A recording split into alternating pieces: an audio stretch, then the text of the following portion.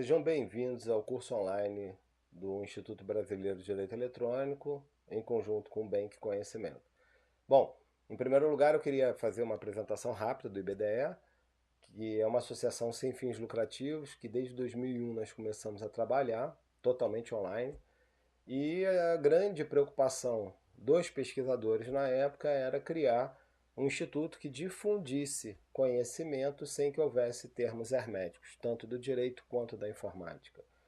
Em 2002, então, nós tivemos a consolidação da personalidade jurídica do IBDE e, enquanto instituto, já realizamos vários congressos, seminários, os nossos membros participam de vários eventos, sempre levando o direito eletrônico e demonstrando que não existe essa necessidade de preocupação, porque efetivamente não há um direito hermético e também não há termos informáticos herméticos, como nós vamos analisar nesse curso. Não se preocupem, porque é um curso acessível, que não vai ter termos técnicos assim de informatiquês, que eu sei que isso afeta e assusta um pouco o pessoal do direito. E é bem natural até.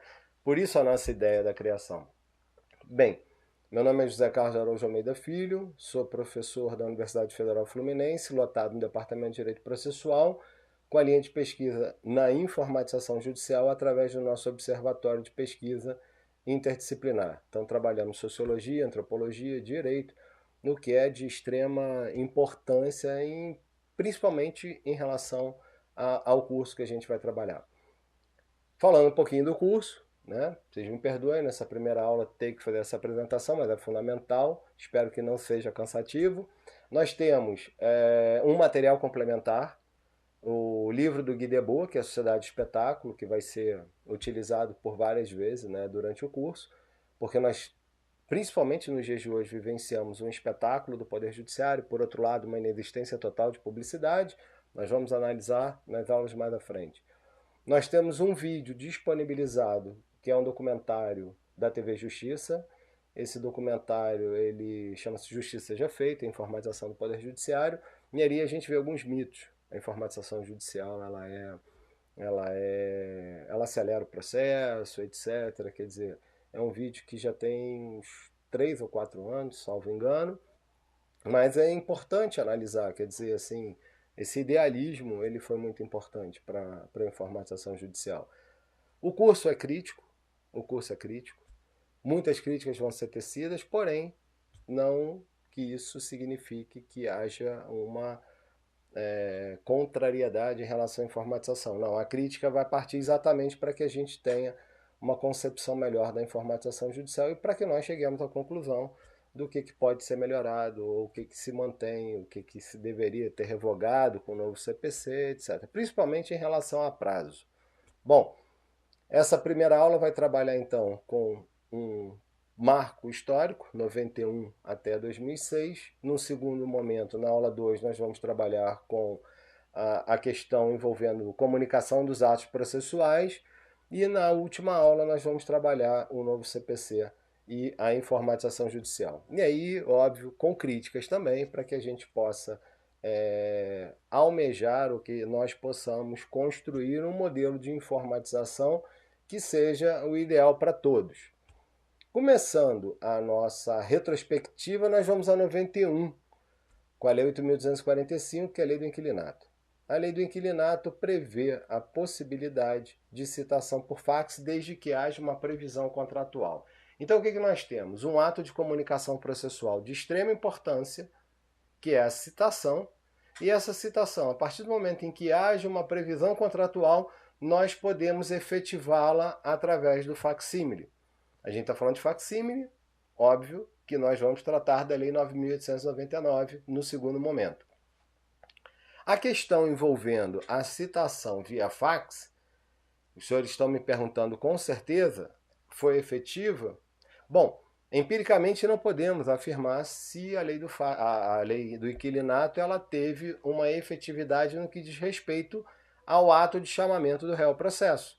Um ato de extrema importância, então vejam a importância. Se você tem a possibilidade de citar por fax, é um ato de comunicação processual de extrema importância. Sem a citação não há formação da relação jurídico-processual. Podemos trabalhar com nulidade ou inexistência de citação. Vamos supor, prolata-se a sentença, anula-se o processo todo porque houve uma nulidade ou uma inexistência de citação. Bom, a questão é que empiricamente nós não temos resposta se a Lei 8.245 de 91 teve sua eficácia. Bom, indutivamente, que também é método de pesquisa, indutivamente nós chegamos a duas conclusões. Ou houve citação por fax e não houve discussão em relação à sua nulidade, ou jamais houve citação por fax. Então, a Lei 8.245 é importante para que nós tenhamos a noção de que desde 1991 já se trabalha com ato processual por meio eletrônico. Quando a gente fala que o fax é um meio eletrônico, porque efetivamente é eletrônico, nós chegamos na Lei 9.899 e vamos identificar uma questão bastante complexa, o que seria similar ao facsímile. Eu já adiantei que é meio eletrônico, então os senhores vão falar, é e-mail, mas vamos chegar lá. Em 99, nós temos a edição da Lei 9.800. A Lei 9.800 ela trabalha com a possibilidade de transmissão de peças por facsímile com alguns requisitos e algumas exigências. A primeira, que a petição encaminhada via facsímile seja protocolada no juízo de origem tal e qual foi encaminhada por facsímile no prazo de 5 dias. E há a possibilidade de encaminhamento também da peça por meio similar ao facsímile. Então nós temos 3 pontos aqui para trabalhar: a identidade da petição que foi encaminhada, o prazo e o que seria similar ao facsímile. Bom, em relação ao encaminhamento da peça, vamos aqui então fazer um exercício para que nós possamos ter ideia. Porque na Lei 9.899, eu não vou poder trabalhar com a instrumentalidade das formas. Então vem um exemplo aqui. Eu transmito uma peça agora, uma inicial, para distribuição por facsímile porque eu pretendo uma tutela de urgência. Por exemplo, preciso da internação de uma pessoa na UTI. Essa pessoa encontra-se numa UPA, encontra-se em algum local em que há necessidade de internação. Ou há necessidade de um medicamento, quer dizer, são várias as tutelas de urgência envolvendo saúde. Encaminho a petição por fax. Eu me utilizo como exemplo para que não haja qualquer melindre, né? Bem melhor, obviamente. Então, transmito essa petição para distribuição com o pedido de tutela de urgência, o juiz concede a liminar e determina a internação ou medicamento. Vamos trabalhar com a internação, determina a internação. Eu percebendo que houve uma boa intenção do magistrado em conceder essa tutela de urgência, eu já pressuponho, bom, eu posso já imaginar que vai haver uma estabilização da tutela, etc., altero o pedido, ou acrescento um pedido, por exemplo, de dano moral. E aí começam os problemas. Por quê? Se eu for analisar a Lei 9.800, que ela determina que o ato praticado, quer dizer, no caso, a transmissão da petição inicial seja idêntica à que vai ser protocolada junto ao cartório distribuidor, ela tem que ser idêntica. Óbvio, se não houver identidade, se nós estamos trabalhando com uma petição para cumprir prazo, por exemplo, não há a menor possibilidade de trabalhar com o princípio da instrumentalidade das formas. Então, o que eu vou afirmar? O ato é inexistente. Não estou nem trabalhando com nulidade. A nulidade ela é absoluta de tal forma, e aí eu me utilizo dos ensinamentos da professora Teresa Vamber, é de tal forma nulo que a gente pode até trabalhar com a ideia de inexistência do ato processual. É como se aquele ato não houvesse sido praticado. Porque a lei determina, e quando a lei determina que seja efetivamente protocolado o original tal e qual foi transmitido via facsímile, nós estamos trabalhando com o princípio da boa-fé. Então imaginem, eu tenho uma petição inicial que foi protocolada, chega o original, quer dizer, chega na realidade a petição para ser distribuída junto ao Poder Judiciário e essa petição encontra-se com alterações. Se eu estou trabalhando com a hipótese de nulidade absoluta ou inexistência, vamos trabalhar com inexistência, não há a menor possibilidade, repito, e é importante que se frise, não há como trabalhar com instrumentalidade das formas de uma hipótese dessa. Qual seria a conclusão óbvia? O indeferimento da petição inicial, o não conhecimento da petição inicial, porque efetivamente existe um requisito que seria a peça tal e qual ela foi protocolada. Mas aí nós vivenciamos um problema. Eu tenho uma internação na UTI, essa internação, a decisão foi cumprida e a pessoa encontra-se internada. Se eu indefiro a petição inicial, automaticamente eu tenho uma necessidade de não conhecer da tutela de urgência. Então não tem nem estabilização da demanda numa hipótese dessa, uma estabilização da tutela numa hipótese dessa, porque eu tenho um ato inexistente. Bom, como solucionar essa questão? Eu imagino o seguinte: se eu agir dessa forma, com flagrante má-fé, e o próprio Código de Processo Civil determina que os princípios constitucionais devam ser observados, eu tenho, como juiz, a obrigação de manter essa tutela, porque eu estou trabalhando com um princípio superior, estou trabalhando com a necessidade de proteção da dignidade da pessoa humana, estou trabalhando com uma questão de saúde seríssima, e não vai ser por causa do meu ato que o meu cliente vai ser prejudicado. E óbvio, o juiz jamais determinaria a retirada da UTI com a possibilidade de morte de um paciente numa situação dessa. Bom, eu sendo juiz, eu determinaria que a petição fosse emendada para que tal e qual a protocolada por facsímile fosse reproduzida, manteria a tutela, obviamente, em caso de necessidade, porque é uma tutela de urgência. Nós estamos trabalhando com o princípio da dignidade da pessoa humana, repito. Aplicaria as penas da litigância de má-fé e contempt of court em relação ao advogado e encaminharia as peças para a autoridade policial. Para quê? Para que nós tenhamos ética. Então é filosofia. Nós temos que trabalhar com uma questão aqui que envolve a filosofia. É ética. Se eu não tenho ética, eu vou ter que ser punido. E tem que ser uma punição para que não haja repetição dessa natureza. Então, temos essa hipótese e outras hipóteses. Se a peça for protocolada de forma diversa, por exemplo, obviamente o juiz não vai conhecer da peça. Por isso que eu digo que a nulidade é de tal forma que ela deve ser, o ato deve ser considerado inexistente, como se não produzido fosse. A peça vai ser considerada, obviamente, vão ocorrer os efeitos da preclusão e não há que se discutir que aquela peça protocolada e a outra de outra maneira, ela tem que produzir algum efeito porque não deve produzir nenhum efeito. Essa é a grande verdade. A segunda questão, bastante complexa, diz respeito ao prazo. E já que nós estamos trabalhando com um novo Código de Processo Civil, como eu vou computar o prazo da Lei 9.899? O Superior Tribunal de Justiça entendeu que esse prazo de 5 dias é um prazo contínuo, que na realidade é a possibilidade que eu tenho de protocolar via fax e nos 5 dias subsequentes protocolar a petição no juízo de origem. Perfeito entendimento. O prazo é contínuo, não se suspende nem se interrompe. Então, se eu vou calcular de acordo com o Código de Processo Civil, não há que se falar em exclusão do dies ad quem e inclusão do dies ad quo, porque o prazo é contínuo. A partir do momento em que eu efetivo o protocolo, o meu prazo começa a ser computado. Mas vem a pergunta: dias úteis ou dias corridos? Bom, a minha resposta vai ser muito tranquila, muito rápida.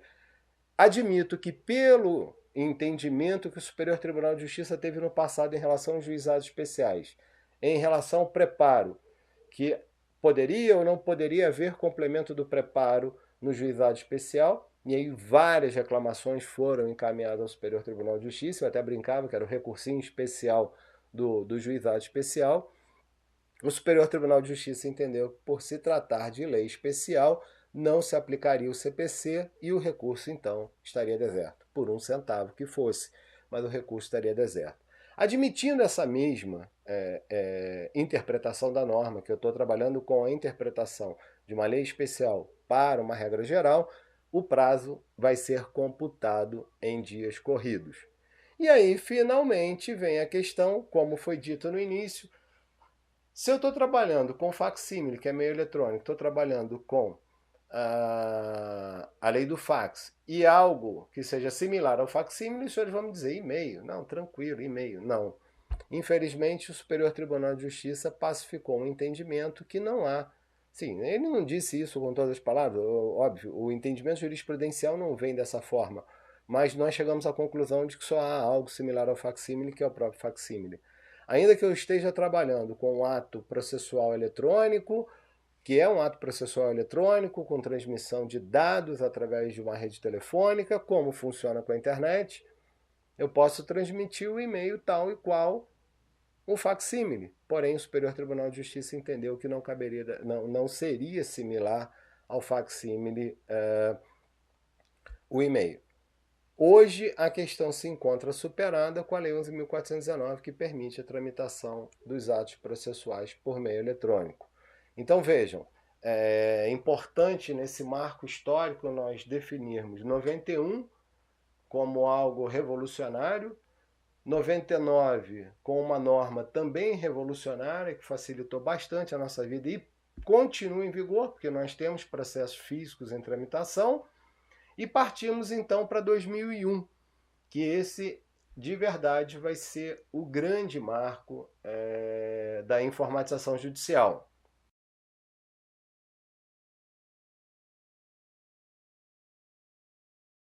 Em 2001, portanto, nós temos o grande passo para a informatização judicial. Nós temos duas normas, a 10.259 e a 10.358. E aqui há uma discussão bastante interessante em relação às duas. A 10.259 é a lei do Juizado Especial Federal. E em seu artigo 8º há a previsão que os atos processuais podem ser praticados por meio eletrônico, com a respectiva regulamentação pelo Poder Judiciário, pelos órgãos do Poder Judiciário no âmbito de suas respectivas jurisdições. Complicado falar de órgão do Poder Judiciário porque são todos, né, juízes, quer dizer, dá a sensação de que cada vara pode ter uma regulamentação. Sabemos que não é isso, né, essa não foi a intenção do legislador, mas há um erro se nós formos analisar a Constituição, órgãos do Poder Judiciário, juiz, desembargador, ministro, então, quer dizer, são todos órgãos do Poder Judiciário. Mas a ideia não é essa. Na realidade, eu acho que são os tribunais que devem regulamentar. E mais, não devem regulamentar porque existe uma inconstitucionalidade flagrante nessa ideia de regulamentação pelo Poder Judiciário. O artigo 18 da Lei 11.419 é flagrantemente inconstitucional. Porque, na realidade, ele simplesmente traduz o artigo 8º nesse ponto da regulamentação da Lei 11.419.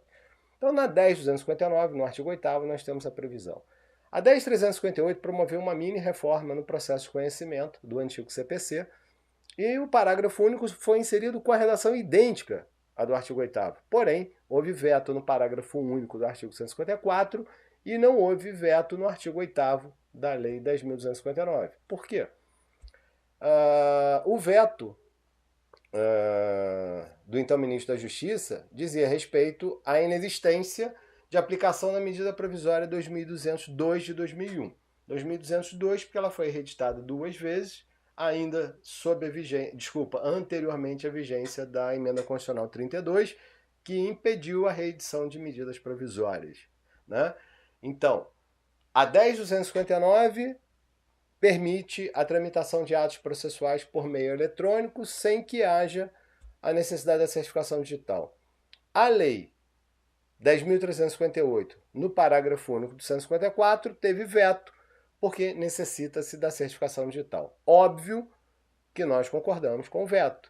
E óbvio que o parágrafo único depois foi, nas outras tantas reformas que o CPC antigo sofreu, ele foi devidamente adaptado para que se inserisse a necessidade de certificação digital. E o atual CPC trabalha da mesma forma, ou seja, há necessidade da certificação digital para a tramitação dos atos processuais por meio eletrônico. Mas o Juizado Especial Federal continua com a redação do artigo 8º.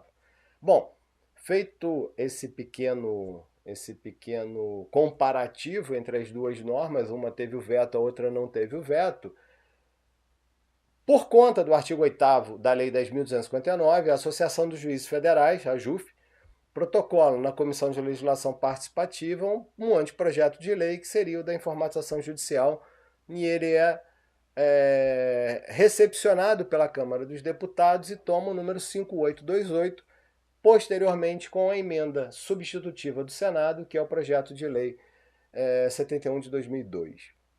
Bom, qual o problema que nós temos na 5828, no projeto de lei 5828? Ele tinha 6 ou 8 artigos, se eu não me engano, previa-se a citação por previa-se a citação por e-mail, a comunicação de atos por e-mail. Na realidade, seria como se fosse uma internet trabalhando sem que a gente imaginasse uma informatização judicial do processo.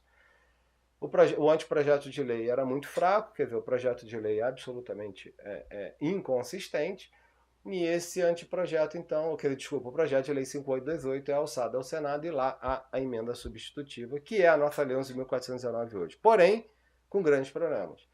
Nós temos aqui, para entender o problema da lei 11.419, quer dizer, entender por que nós sofremos com a informatização judicial e como o nosso curso é crítico, né, e essa crítica, repita-se, é uma crítica para que haja uma modificação desse sistema que não está funcionando bem, a verdade é essa, não está funcionando bem. A crítica vem no seguinte sentido: nós temos assim, antes da promulgação da Lei 11.419, nós temos o Pacto Republicano número 2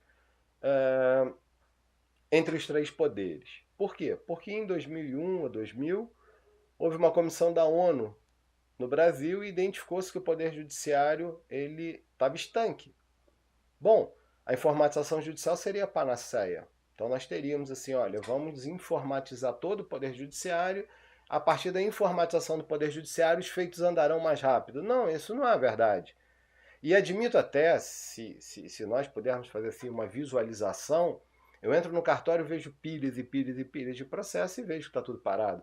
Com a informatização judicial eu não tenho essa visualização do impacto da paralisação. Então, independente desse fato de eu não ter um impacto visual, eu também não tenho uma aceleração do Poder Judiciário, porque se o processo for informatizado, eletrônico, etc., processo eletrônico, obviamente, é um termo absolutamente equivocado, porque nós não estamos diante de um processo eletrônico, nós estamos diante de prática de atos processuais por meios eletrônicos, não é processo. Eu não formo uma nova relação jurídico-processual, não trabalho com uma nova ideia de jurisdição, então não há que se falar em uma norma processual, ela não tem natureza processual. A norma é de natureza procedimental. Como diriam os professores Teresa Vamber, Luiz Vamber e Medina, né, a professora Teresa Vamber e Medina, membros da Comissão do Senado do novo CPC, há casos, inclusive, na Lei 11.419 de metaprocedimentalidade, que seria a criação do Diário da Justiça Eletrônico, por exemplo, que hoje é uma coisa comum. Bom, diante da pressão, assim, necessitávamos de um álibi, a verdade é essa, necessitávamos de um álibi, então firmamos o Pacto Republicano 2, e a partir do Pacto Republicano, a Emenda Constitucional 45, que é a reforma do Poder Judiciário, com a ideia de aceleração do Poder Judiciário. Bom, nós vivenciamos essa ideia de aceleração com grandes problemas. Né? Nós vivenciamos ela com uma jurisprudência defensiva, com um ativismo judicial, e a jurisprudência defensiva não deixa de ser um ativismo judicial. Por exemplo, quando nós formos tratar na aula 2 da comunicação dos atos processuais, essa intimação pelo portal, que primeiro não é intimação, não é intimação. Quando nós formos trabalhar com essa questão, nós vamos afirmar, primeiro, que não é intimação. Segundo, que pode haver um ativismo judicial muito grande por trás dessa figura criada no artigo 5º da Lei 11.419. E, óbvio, muita perda de prazo. Isso é indiscutível. Me parece absolutamente indiscutível. Bom, com essa pressão, porque é uma pressão, nós temos ONU, nós temos um pacto republicano, nós temos a emenda constitucional 45. Bom, o processo legislativo está estanque no Senado. O Senado apresenta a emenda substitutiva, retorna à Câmara, o relator do projeto de lei 5828 na Câmara, 5828 de 2001 na Câmara, é o então deputado José Eduardo Cardoso, ex-ministro da Justiça. Aqui abre um parêntese. Não há que se fazer defesa político-partidária, muito pelo contrário. A questão é elogiar a postura do deputado. O deputado José Eduardo Cardoso, ele cometeu um grave equívoco. O grave equívoco dele foi ter sido democrático demais. Porém, é óbvio que se valoriza essa democracia e não há que se falar, que se tecer qualquer crítica ao deputado José Eduardo Cardoso em relação ao trabalho dele no que diz respeito à informatização judicial. Ele abriu o gabinete para advogados, ele abriu o gabinete para pesquisadores, ele abriu o gabinete para o IBDE, ele abriu o gabinete para a magistratura, ele abriu o gabinete para todos. Em determinado momento, com muita honestidade, nós chegamos à conclusão, nós que eu digo, quem estava pesquisando à época e auxiliando um certo ajuste na redação do projeto de lei 5828, o deputado Zé Eduardo Cardoso, em determinado momento, fala: olha, não tem condição. Eu não posso apresentar emendas substitutivas ao projeto de lei, senão ele retorna ao Senado. E havia uma pressão dos três poderes para a promulgação da Lei 11.419. Então nós já começamos a conceber a ideia de que o problema é originário do Poder Legislativo, sem que aqui haja uma culpa, sem que aqui se imponha a culpa a quem quer que seja. Na realidade, existia uma pressão institucional, né, tripla institucional, em relação à promulgação da Lei 11.419, porque o processo judicial eletrônico ele é a panaceia, ele vai resolver todos os problemas do Poder Judiciário. Hoje nós sabemos que não ocorreu. Qual foi a sugestão do deputado Zé Eduardo Cardoso à época para todos que o auxiliaram? Bom, já que é impossível que haja emendas de mérito, vamos então partir para uma emenda, para que na realidade haja uma emenda de redação. Que a emenda de redação não determina o retorno do processo legislativo ao Senado. O projeto de lei ficaria na Câmara e seria votado. Essas emendas de redação que são um grande problema. Vamos supor, vamos pegar aqui o artigo 10 da Lei 11.419. No artigo 10, ele contém em si um grande problema. Um grande problema. São atos ali que são praticados por um sujeito do processo. E esse sujeito do processo não existe. Aliás, existe. Né? A gente já conhecia esse sujeito do processo quando nós ligávamos para a telefonia, nós já conhecíamos esse sujeito do processo quando nós estávamos no banco tentando resolver algum problema, esse sujeito do processo ele existia quando nós ligávamos para resolver um problema de TV a cabo, internet, etc. e tal, que chama-se sistema. O sistema ele é um sujeito perigoso em qualquer lugar. E no Poder Judiciário, na informatização judicial, o sistema, então, como novo sujeito do processo, ele é caótico, porque o sistema está fora do ar, eu não consigo resolver por causa do sistema e o sistema pode ficar inoperante. Bom, quem pratica ato processual de acordo com o artigo 10 da Lei 11.419? O sistema. Esse senhor que nós já conhecemos há muito tempo e não gostamos dele há muito tempo também, porque tudo é culpa do sistema. Só que o sistema, ele, como sujeito do processo novo, eu não posso puni-lo, porque eu não sei o que é um sistema. Né?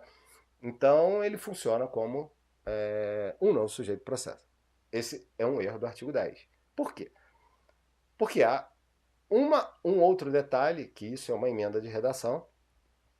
Por uma questão de ética, eu não vou revelar quem construiu essa emenda de redação. Há um verbo de extrema gravidade no artigo 10. O advogado vai distribuir a petição inicial. Bom, o advogado não distribui petição inicial. Jamais. O advogado protocola a petição junto ao cartório distribuidor para que o órgão do Poder Judiciário distribua aquele feito. Se o advogado distribui, eu estou trabalhando com a hipótese de distribuição dirigida. Eu estou distribuindo o feito. Então, vejam, uma emenda de redação com um verbo absolutamente errado, então há aqui um erro gravíssimo legislativo. Indiscutivelmente um erro gravíssimo. E quando eu questionei o redator, falei, mas por que há essa figura, o advogado vai distribuir a petição inicial? E ele me pergunta, quando você pede para o teu estagiário ou para algum colega do escritório ir ao fórum com uma petição inicial, o que você faz? Eu já sabendo a resposta que ele queria, porque é óbvio que nós falamos, distribui lá a petição inicial, etc e tal. Eu tinha certeza que a resposta que ele queria era essa. E eu disse, não, peço para ele protocolar junto ao cartório distribuidor a petição inicial. E aí foi um choque. Porque aí se detectou que realmente as emendas de redação, por excesso de democracia do deputado Zé Eduardo Cardoso, repita-se, todos os gabinetes deveriam agir dessa forma, mas como havia a pressão institucional e política para que o processo eletrônico efetivamente surgisse, foi impossível fazer uma emenda de mérito como deveria para que nós alçássemos, então, a uma informatização correta. A Lei 11.419 ela tem vários problemas. E esses vários problemas decorrem exatamente desse processo legislativo. Então, como nós veremos na segunda aula, por exemplo, a questão da comunicação dos atos processuais por meio eletrônico. Nós temos duas formas de comunicação, artigo 4º e artigo 5º. E por que se fala em ativismo? Porque vai depender de quem vai julgar, ou vai depender de quem praticou o ato. O sistema lançou a informação. Olha o sujeito do processo trabalhando. O sistema lançou automaticamente a informação no portal? O sujeito determinou ou lançou automaticamente, obviamente que é por comando humano, mas é o sistema quem trabalha, que se fosse publicado no Diário da Justiça Eletrônico, bom, dependendo do órgão do Poder Judiciário, nós podemos trabalhar com ativismo. Qual é a nossa preocupação hoje em relação à informatização judicial? É que ela não foi devidamente trabalhada lá na origem, em 2001, ela não foi trabalhada devidamente em 2002 no Senado, e em 2005, às vésperas da promulgação da Lei 11.419, não havia mais possibilidade de qualquer modificação no texto legal. Então nós temos 2004, emenda constitucional 45, vamos agilizar o Poder Judiciário. Bom, a Lei 11.419 ela tem que estar promulgada. O projeto de lei 5828 tem que efetivamente ser votado para que haja promulgação e sanção da Lei 11.419, como de fato ocorreu. E a Lei 11.419 ela tem esse problema que nós já mencionamos, que era o antigo artigo 154, parágrafo único, hoje no CPC também com essa determinação. Agora, porém, no novo CPC fala-se, preferencialmente o CNJ vai disponibilizar um sistema único, que nós não temos. Esse é um ponto da aula que nós vamos ver, quer dizer, um adendo na realidade à aula 1, que, por exemplo, o CNJ pretende lançar como modelo de plataforma, que aí nós vamos ver a distinção entre portal e site, e plataforma, e nós vamos visualizar isso nesse adendo da aula. O CNJ pretende criar o PJE como sendo sistema único para todos os tribunais e cria um escritório digital que seria grande facilitação para os advogados. Então, o que me ocorre nesse momento, e é importante que a gente vá debatendo essas questões durante o curso.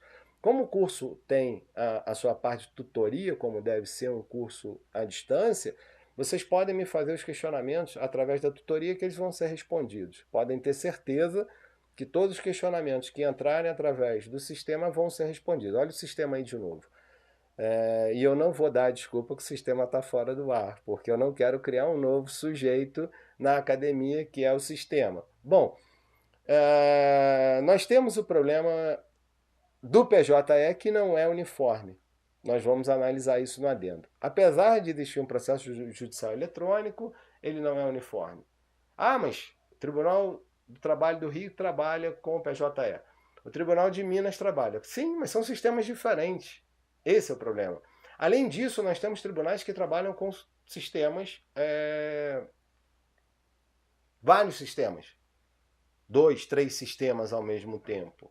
Esse gráfico vai ser apresentado também no material de aula, que vocês têm essa origem toda do processo eletrônico, né, assim, da informatização judicial, no material escrito, que é o material complementar, que está inserido nessa aula 1, vocês vão ter esse quadro e visualizar que tem tribunal que trabalha com 3, 4 sistemas. Isso é algo assim absolutamente impossível para o advogado.